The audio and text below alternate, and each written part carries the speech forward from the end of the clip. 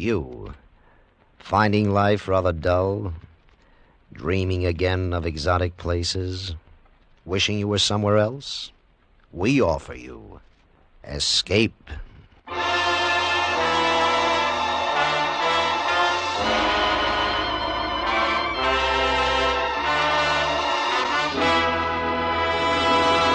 Escape with us now to the windswept peak of Mount Everest and the story of a man who sacrificed everything to climb it, as Leonard Lee tells it in his gripping story, Conquest.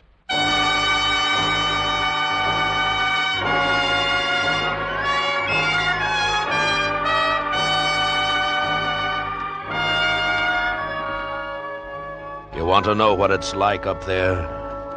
I'll tell you. It's a constant torrent of wind and snow. It's jagged rocks, iced as slick as a knife blade. No man has ever set foot on the place. It's as bleak and barren and lonely as the moon. But it's Everest. Mount Everest. And when you stand on its peak and know that every inch of the world is below you, there in the palm of your hand lies the final conquest.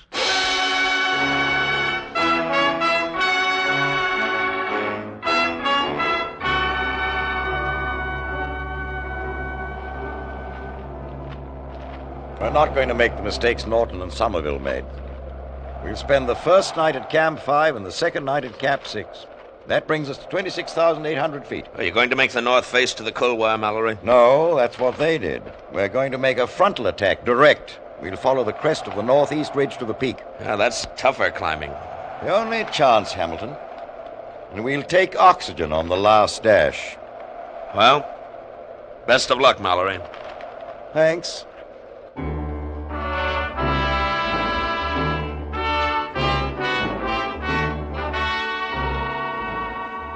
We watched them as they left Camp 4, 23,000 feet on the face of Everest.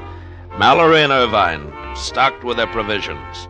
Pitons, carabiners, hammers, axes, packboards, snowshoes. Two diminishing silhouettes against the powder snow of the Rongbuk Glacier, finally disappearing behind a jut in the North Col. We watched them and prayed for them, and we hated them, because we weren't part of that final run to the top.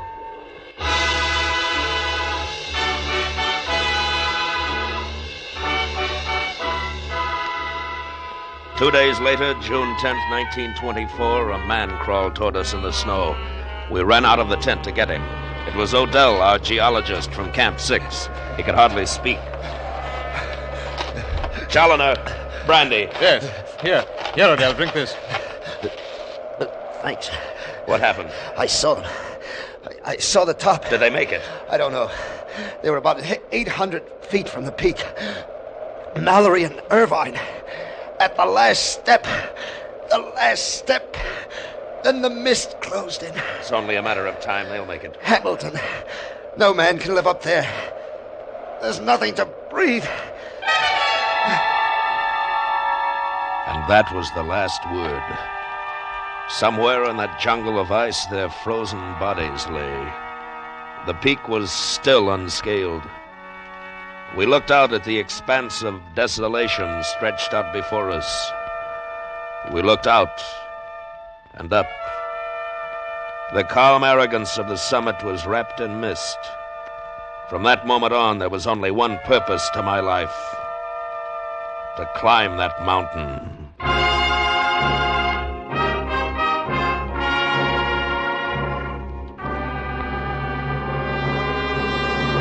I'm sorry, Hamilton, no more money. Look, Ben, I can make it. I know I can. I've been up there. I know every crevasse. I know every rock up to Camp 6. So what's the point? So you reached the peak, so what? The bear went over the mountain. What did he see but the other side? All right. I don't expect you to understand why people climb mountains. It's a kind of insanity. Let's let it go at that. But from your viewpoint, look at the publicity. Grisham sports equipment used on the first ascent of Mount Everest, the highest mountain in the world. It'll be worth $1 million to you. You have a point there. The initial expense, including everything, will be about $25,000. $25,000? It's out of the question. The best I could do would be $15,000. I knew you'd say that. What? 15,000's plenty.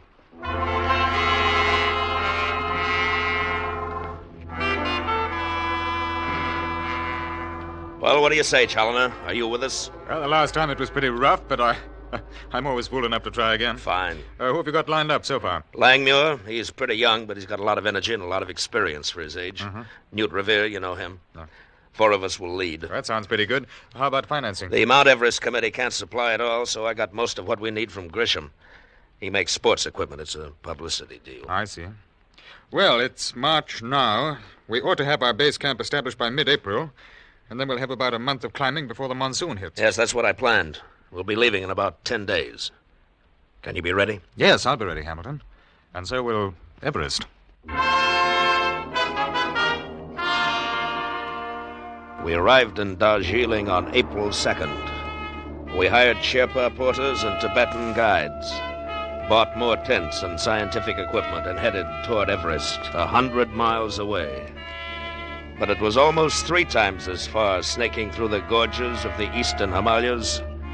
Our second night out, we camped in the sweltering swamp jungle of Sikkim.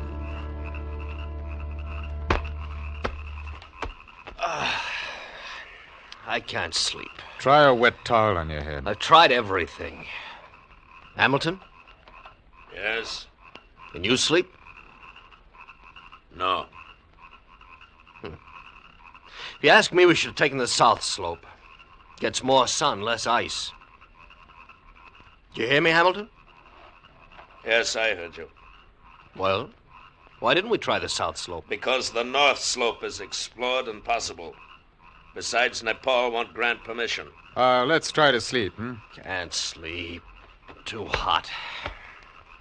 Can you sleep, Revere? I could try if it weren't for all this talk. Hold it. There's somebody outside. Yes, who is it? The head porter. Oh, you better tell him to come in, Hamilton. Come in. Yes, Tish Bear, what is it? Not go to Chomolungma. What?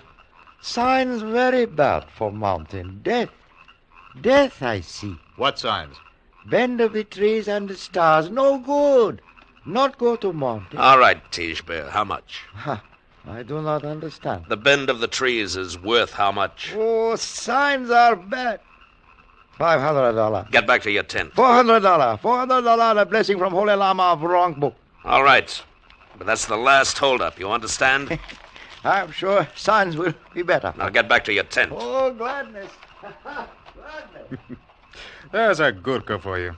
The Sherbas won't come around for more money in the middle of the night. Well, good night, gentlemen. It's too blasted hot. Enjoy the heat, Langmuir. In another 48 hours, you'll wish you had every steaming bit of it.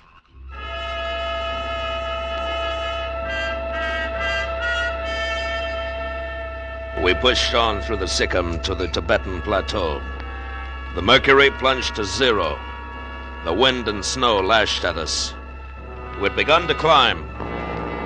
We stopped at the monastery on the Rongbuk for the Lama's blessing to satisfy the porters, and moved on up the glacier.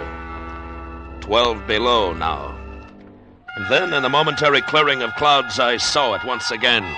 Everest, and the white plume flowing from its peak. We were at 16,000 feet. It was at this point we established our base camp.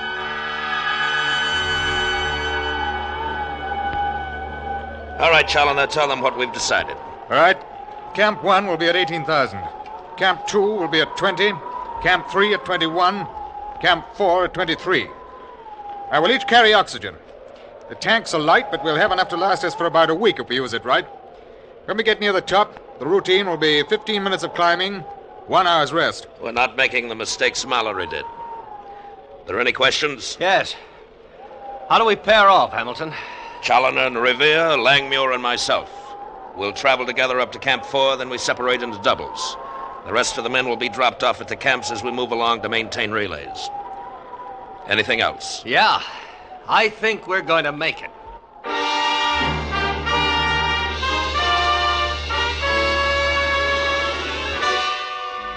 We climbed over the icy slopes, establishing camps as we went. Finally, after days of driving forward inch by inch, we reached the North Col, just 7,000 feet from the summit of the mountain. The wind hurtled down in the slopes, and a sweeping gale, hard and cold as rock. Mallory had camped here, just days from his death. Night closed in. The lack of oxygen had numbed the mind and fired the temper. Our civility was suffocated. We were savages, nothing more.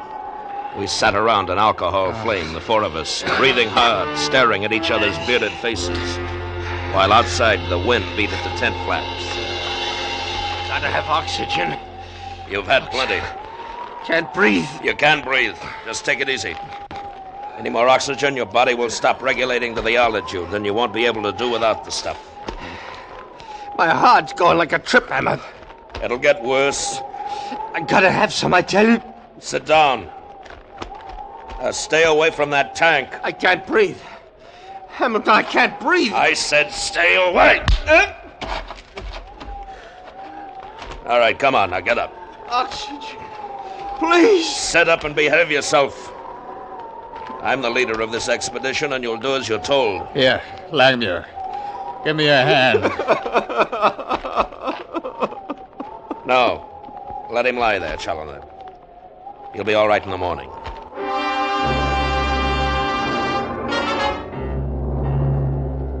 In the morning, Revere and Challoner set out to establish Camp 5 at 24,000. Langmuir and I watched them go, chopping their way up the ridge to the northeast shoulder. When we lay down, waiting, trying to conserve our strength, Langmuir stared upward, his lips moving in prayer, deep sunk eyes, chest heaving. The next day we set out, following Challoner's marks.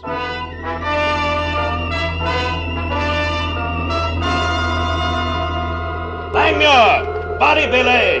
Right. Easy now! I can't. 100 feet, Langmuir, then we can rest. Now come on. No. Take a little more oxygen then.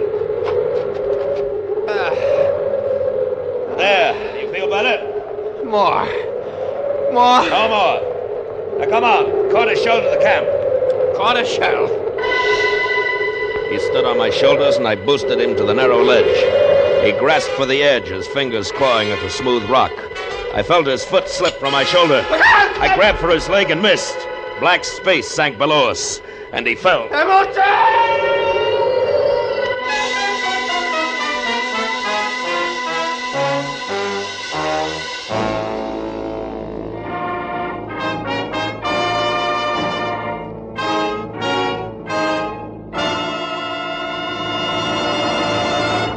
Escape, under the direction of Norman MacDonald, returns in just a moment.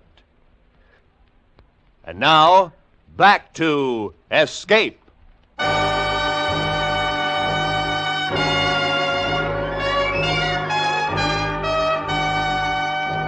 As Langmuir fell, I braced myself against rock, waiting for the rope around my waist to pull taut. And when it jerked, it burned into my flesh and tore me into space. I scrambled under the double weight, lunging desperately for a hold. I threw my arm around a snub of rock just at the edge and started to pull up. Slowly, I reached the ledge, gasping for air. I looked down. Langmuir was swinging at rope's end in a small arc above the yawning emptiness, just 100 feet below me. The wind tore at my face. My arms were aching. I felt them slipping from the rock, and then I saw Langmuir grab a handhold and start to climb. And the rope loosened, and I relaxed. He was all right. I sniffed at my oxygen, but it made me drunk. 3 hours, I told myself. 3 hours to Challoner.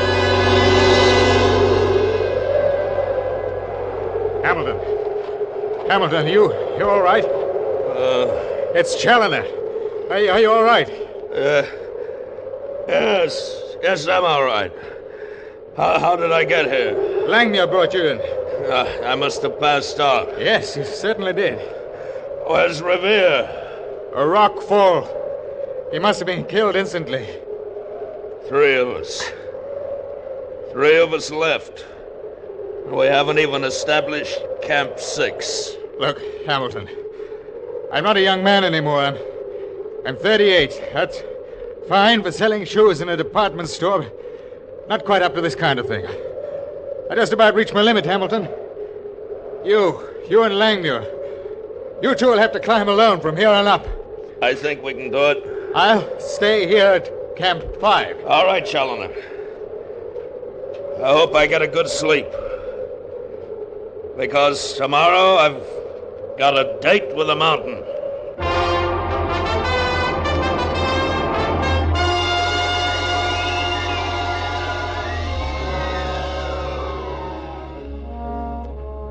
It's quiet outside. It's a wonderful day. It's the best we've had yet. What do you think of cutting the north face across the couloir, making the final ascent directly up the western part of the north side? No, we'll take Norton's route as we planned. What about Camp 6? Well, if we can establish it at 27,000, the final dash will be short. That'll double our chances. Well, Langmuir, what do you say? You want to go on? Look. Look up there. What? The mist is beginning to clear. There it is, Hamilton. The summit. The top of the world.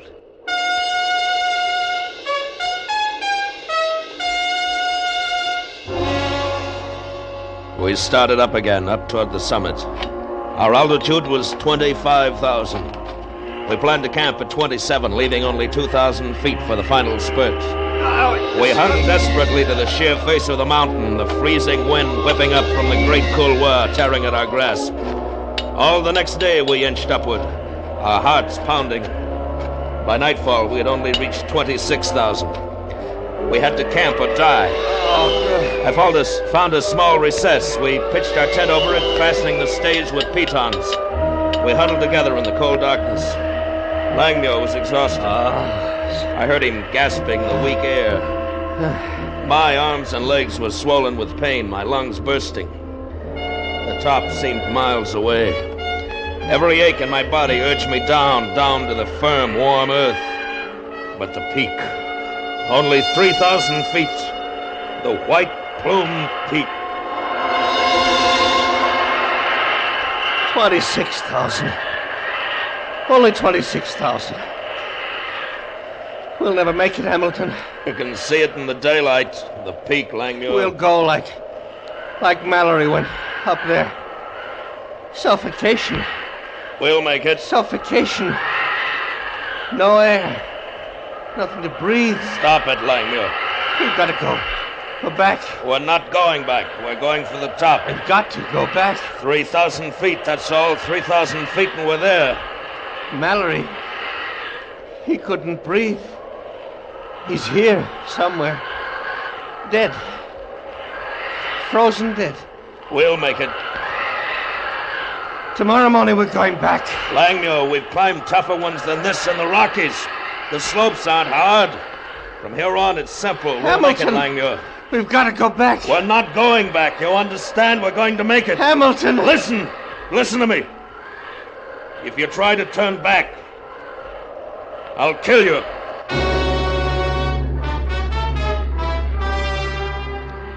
The mountain wasn't ice and rock to us anymore. It was a human force, an arrogant, wild challenge. Defiant, fighting conquest with choking cold and the constant earth pull downward. Death didn't matter. My life a Langmuir. That was the top, and we were going to reach it. In the morning, we started up again. We moved like automatons, not daring to think or feel. Moved up by instinct. And then it happened. Langmuir slipped again, and I plunged my pickaxe into a crack and waited for a sharp tug on the waist rope. It came. I pressed myself against the rock, waiting for the slack that told me that he'd regained his foothold. And suddenly, above the high wind, I heard a massive rumble. I felt the earth shaking itself to pieces. Avalanche!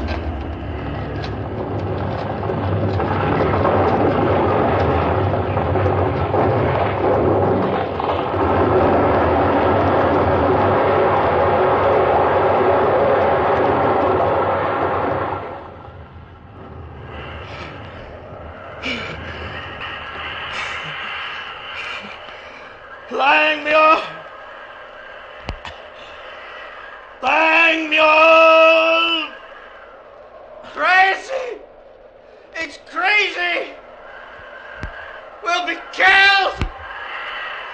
you all right?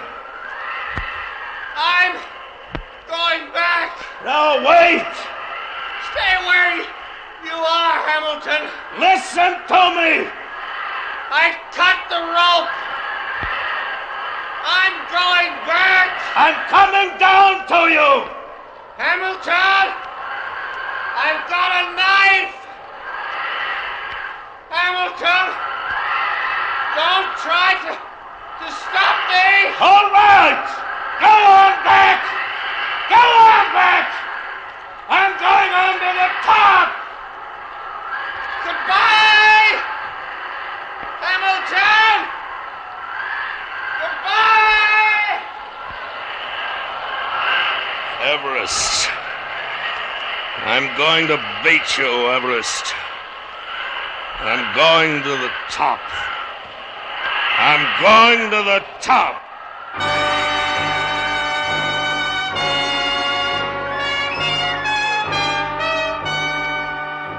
There was no time. There was no space. There was only the mountain and me. I climbed. I kept climbing. The sky darkened. The wind rose. The air was like a blade in my throat, but I kept going. And when it was too dark to climb, I dug myself into a hollow place. And I lay there, thinking of home, of the sanity of the open fire, of the comfort I'd left behind. Night on Everest. Night on Everest and the terrible wind.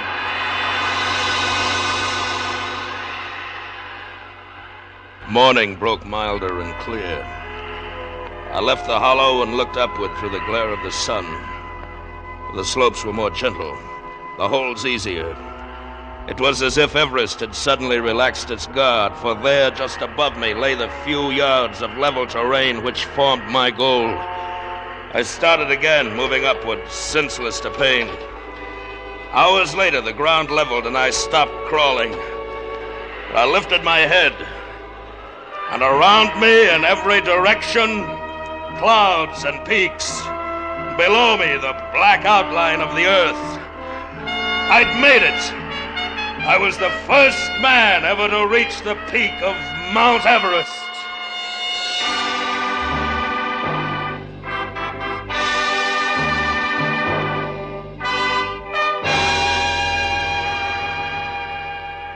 I forced myself to my feet, weaving dizzily. All the pain, all the intense agony of the altitude and the climb was forgotten now. I looked down at the magnificent peaks of the surrounding Himalayas. I couldn't believe that I'd done the impossible. There was a small camera in my knapsack. I took pictures of every horizon. I walked around the summit, my summit, drunk with the knowledge of what I'd done. And then, suddenly I stopped. For there, wedged into a crack of rock, something bright and gold shone up at me. I bent down and pulled it out. It was a cigarette case.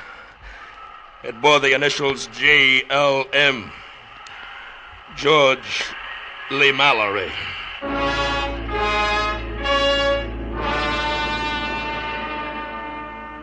I stood there trembling, the cigarette case in my hand. An instant before, I'd experienced the elation of the greatest possible triumph. And now there was only defeat. Defeat and the indescribable hate for a dead man. Oh, how he must have smiled as he went to his death, knowing that the second man to reach the top would find his proof. The second man to reach the top. I was only the second man. And then it came to me. Why must anyone know? Why must I tell the world what I'd found?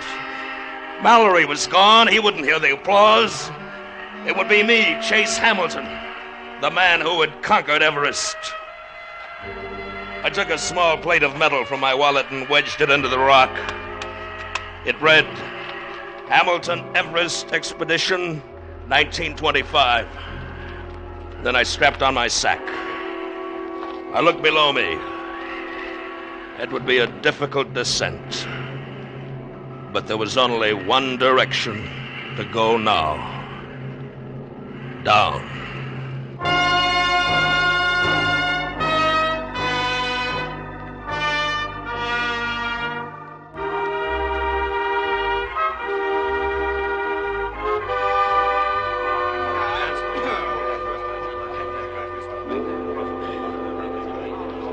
They found you at about 1,000 feet from the peak. Is that right, Mr. Hamilton? Yes, that's right.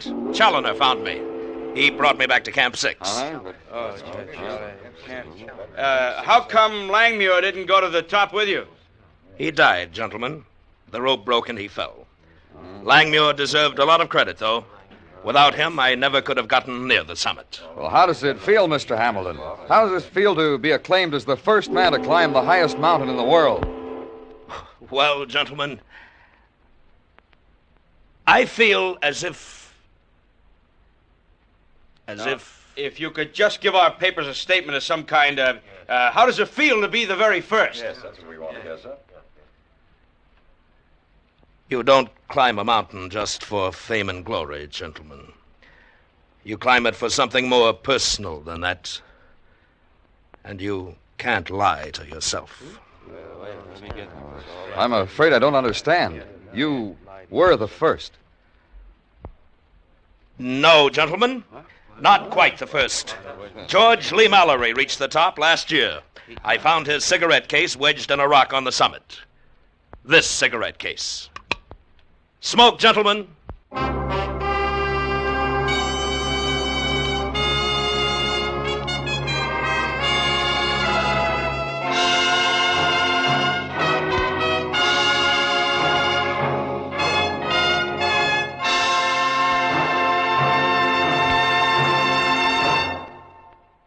Under the direction of Norman MacDonald, Escape has brought you Conquest by Leonard Lee, especially adapted for Escape by David Ellis. Bill Conrad was starred as Hamilton. Featured in the cast were Larry Dobkin, Ramsey Hill, Lou Krugman, Jack Crucian, Larry Thor, and Ben Wright. The special music for Escape was composed and conducted by Del Castillo.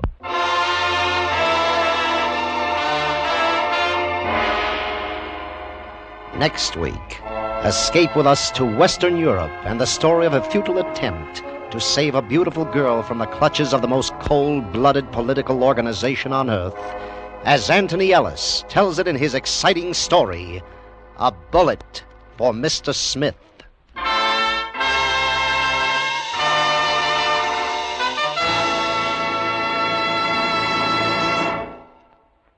This is Roy Rowan speaking.